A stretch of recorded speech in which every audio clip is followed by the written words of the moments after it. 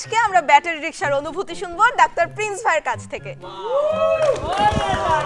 তো doctor Prince ভাই, আপনাদের অনুভূতি কি? দেখুন, আমরা যারা ব্যাটারি রিকশা চালক, পরিবহন জগতের মধ্যে একমাত্র আমরাই হলাম নবাব জাটা। কিভাবে? কিভাবে? পরিবহন জগতে যারা ব্যাটারি রিকশা চালায় একমাত্র তারাই পায়ের উপর পা তুলে চালায়। আরে বাহ, আপনাদের এত ভাব! আরে বললেন না, আরে না, কিসের বাপ, আমরা নিজেরাই আতঙ্ক থাকি।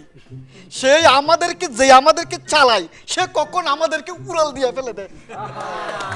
আচ্ছা, অনেক সময় দেখা যায় যে ব্যাটারি রিকশা চালকদের পাশে যাত্রীরা বসে, তখন আপনাদের চালাতে অসুবিধা হয় না?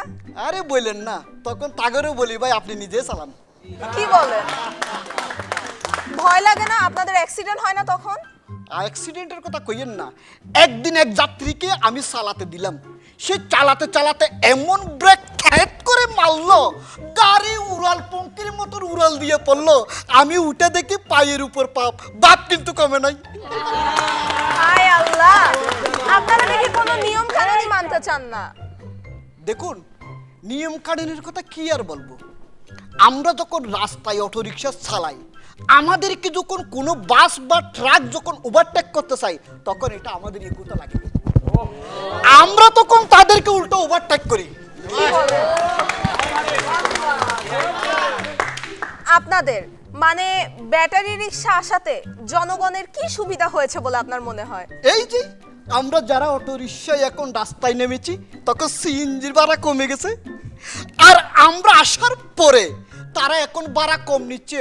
অনেক সময় দেখা যায় আমাদের চেয়েও কম টাকা দিয়ে যাত্রী নিয়ে চলে যায়। তো এটাতে কি কোনো অভিযোগ আছে? অভিযোগ? হ্যাঁ। অভিযোগ আছে। অভিযোগটা হলো, আমরা অটোরিকশা চালকরা মেন রাস্তায় গাড়ি চালাতে আমাদের ভয় লাগে। আমাদের যদি এক্সট্রা রাস্তা করে দেওয়া হয়, তাহলে আমরা নির্ভয়ে গাড়ি চালাতে পারবো এবং আমরাও চাই আইন মেনে চলতে।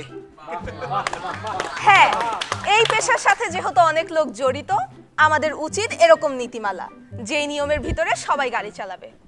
এই নিয়ম আবার আপনাদের সহ্য হয় না? হ্যাঁ, মানি হ্যাঁ।